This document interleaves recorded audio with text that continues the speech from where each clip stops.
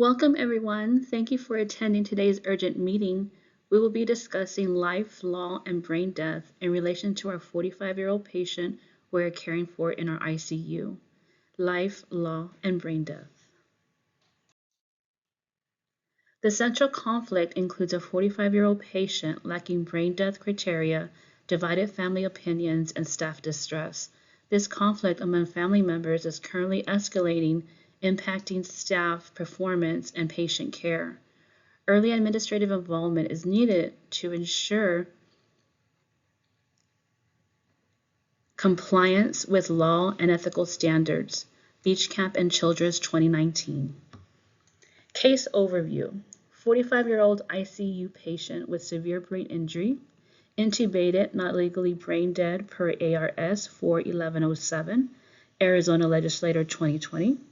Family and conflict regarding life support, emotional and operational disruptions to the ICU staff. Here on our next slide, we have brain death has not been declared at the time. We need to remember that treatment decisions must follow surrogate decision-making laws, not brain death statutes.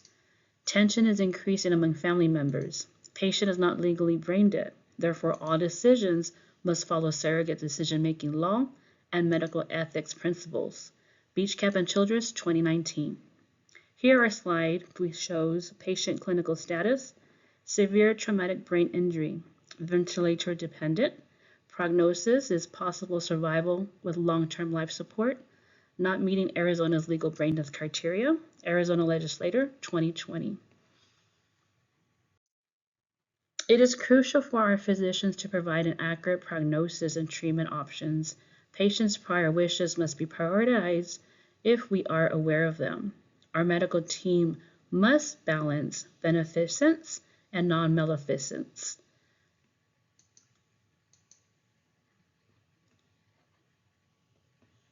When determining the appropriateness of continued interventions. Beachcamp and Childress 2019.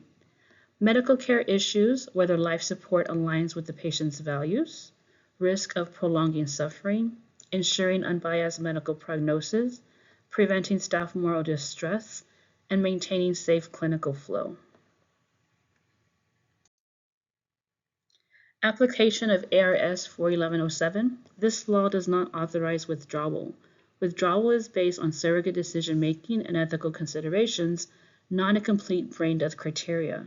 The law supports continued treatment unless the surrogate chooses withdrawal based on substituted judgment and ethical review. Kim 2018. Withdrawal cannot be justified under brain death law. The decision must follow surrogate decision-making standards. Family disagreement requires formal ethics involvement. In our next slide, legal obligations extend beyond ARS 41107. Administrators must also ensure decisions are free from conflict of interest pressures. Beachcamp Children 2019. Legal duties include protecting patient rights and ensuring decisions are not influenced by financial motives. If an inheritance conflict exists, ethical and legal oversight must be strengthened. Additional legal and regulatory considerations include Arizona surrogate decision-making hierarchy, advanced directives, Joint Commission standards on conflict. Inheritance conflict requires ethical oversight. It is important to remember that hospital administrators are not making medical decisions. They are ensuring they occur ethically, safely, and legally. The administrator's role is not clinical decision-making, but ensuring processes follow law and organizational ethic frameworks. Kim 2018.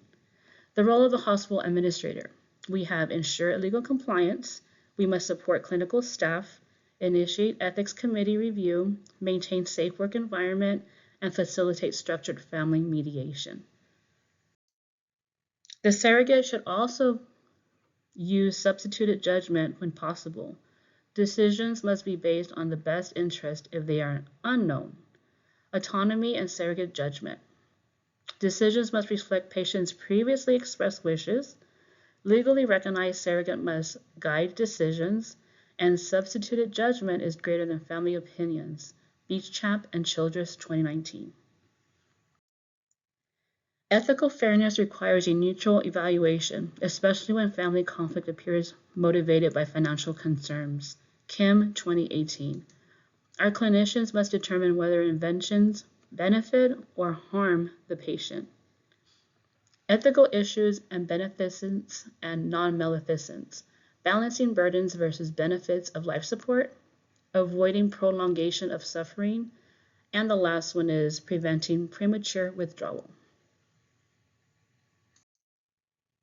Family conflict must not influence the medical team's decisions. A formal ethics consult provides a neutral evaluation. For instance, ethical issues, we have justice and family conflict. We must ensure fairness in decision making, protecting staff from hostile behavior, and prevent inheritance-related influence.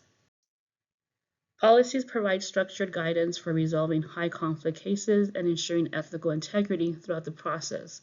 Policies and procedures also guide administrators like us and clinicians in managing disagreements, ensuring proper communication, and documenting all decisions. Here in this slide, we have relevant policies and procedures. For instance, end-of-life care policy, advanced directive surrogate decision-making policy, ethics consultation procedure, conflict resolution policy, ICU communication, and most importantly, documentation requirements. Oversight ensures decisions comply with law, ethics, and best practices. Beachcamp and Childress, 2019. When healthcare providers follow proper procedure, it protects both the patient and the hospital. We must ensure compliance. Conduct staff briefings, involve ethics committee early. We must ensure legal counsel reviews decisions, monitor documentation, and validate communication with all family members. The following resources listed help incorporate fair and evidence-based decisions while reducing conflict and emotional burden. Here we have resources to support decision-making, hospital ethics committee, we have the risk management, legal counsel, social work, and the chaplaincy.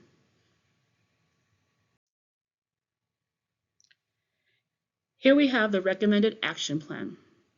This approach balances legal requirements, ethical obligations, and patient-centered care. Beachcamp and Childress, 2019. Thank you for your time today. Here are going to be our recommended action plan. The first one we must do is initiate formal ethics consultation. We need to ensure legally compliant documentation. We need to verify legal surrogate accounting to state law, access advanced directives, protect staff and maintain unit operations, confirm legal surrogate, access staff needs and safety, and we must facilitate family meetings. At this time, thank you for your support. Does anyone have any questions? If so, feel free to drop them down and I'll be happy to address them with my team. The references listed here support the legal and ethical framework guiding decisions making in this case.